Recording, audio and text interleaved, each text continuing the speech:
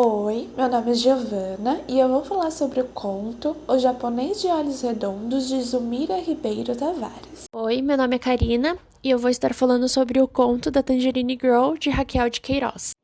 Oi, o meu nome é Gisele. Oi, eu sou a Natália. Nós vamos falar sobre o conto A Maior Ponte do Mundo, de Domingos Pellegrini. Conto O Japonês de Olhos Redondos, de Zumira Ribeiro Tavares. O conto é sobre dois amigos que comentam a respeito do vizinho de um deles, que está pintando o muro da casa dele e sorri para eles durante a ação. Um dos vizinhos traz diversos argumentos de que ele deve ser japonês, pela profissão que tem como tintureiro e olhos redondos e azuis, como o desenho animado japonês apresentava antigamente. Além disso, acusa-o de ser um espião infiltrado em campo brasileiro e que, portanto, deveriam denunciá-lo e tomar cuidado com ele. Enquanto isso, o outro amigo discorda e se exalta na discussão, dizendo que os japoneses têm olhos puxados e que ele não apresenta nenhuma característica para ser confundido com um japonês.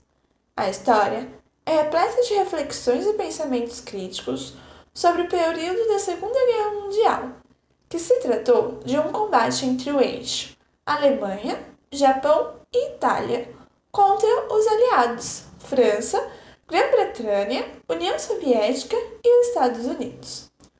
Outro combate que aconteceu simultaneamente à Segunda Guerra Mundial foi a Guerra do Pacífico, entre Estados Unidos e Japão.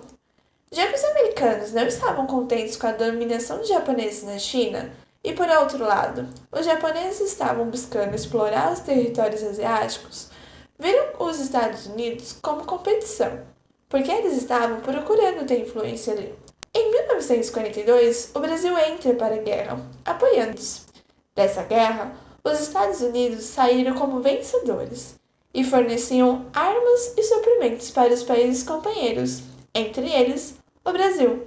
Ou seja, se o vizinho fosse de fato japonês, ele poderia ser um espião ou uma ameaça, e assim deveriam consultar as autoridades para se protegerem. Vamos falar de um outro conto, que é o da Tangerine Girl, de Raquel de Queiroz.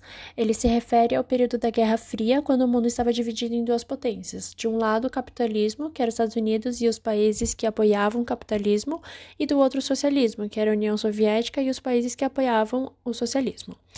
Durante esse período, os Estados Unidos criaram a doutrina Truman em 1947, em que eles assumem defender o mundo contra os soviéticos, e é por meio do Plano Marshall, que é um empréstimo econômico dos Estados Unidos para países que sofreram com a Segunda Guerra Mundial, entre eles o Brasil, que eles fazem isso.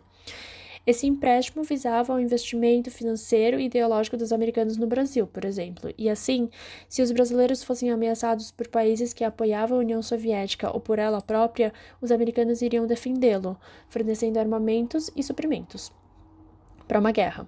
Com esse conto da garota Tangerine, podemos perceber o romanticismo dos brasileiros em relação aos americanos, porque a menina ela se encantava com um projétil ali espiando ela e não sentia uma invasão de privacidade. Isso mostrava o olhar de admiração dos brasileiros aos americanos, naquela época, por eles providenciarem apoio econômico e político no país, ao invés de perceberem que tudo se tratava de uma certa exploração, já que os americanos ganhavam no quesito de controlar as ações do Brasil e se aproveitar da aliança formada entre eles. E um comentário que fizemos sobre o conto é que tiveram algumas questões que causaram desconforto, como o machismo e um certo abuso que a Tangerine sofre pelos marinheiros. O grupo também comentou como não esperávamos que a narrativa tivesse esse final, já que no começo parecia ser um conto romântico entre o marinheiro americano e a menina brasileira. Mas, assim como a professora Denise nos incentivou durante o semestre inteiro, fizemos reflexões nada passivas em relação ao que lemos, relacionando com o período a que se refere o conto e tentando entender qual era o propósito dele, e como no final a gente percebeu que essa menina, ela não estava correspondendo o amor dela a uma só pessoa, mas a vários homens sofrendo um certo abuso deles. E para finalizar, vamos falar do conto A Maior Ponte do Mundo, de Domingos Pellegrini. Esse conto fala das condições de trabalho durante a ditadura militar no Brasil, usando o exemplo da construção da ponte do Rio Niterói.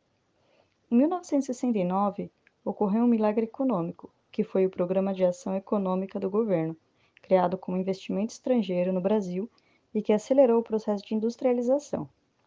Foi substituído pelo primeiro Plano Nacional de Desenvolvimento Econômico, com investimento de multinacionais estrangeiras no país.